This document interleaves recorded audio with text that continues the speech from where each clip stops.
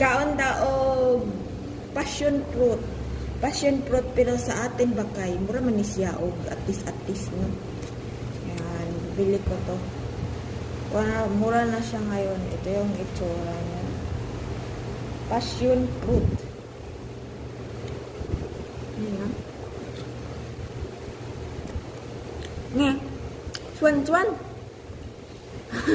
Maasim.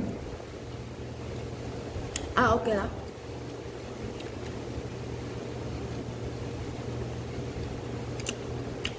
Sa mga milk tea, pwede ito ilagay sa milk tea, ihalo sa milk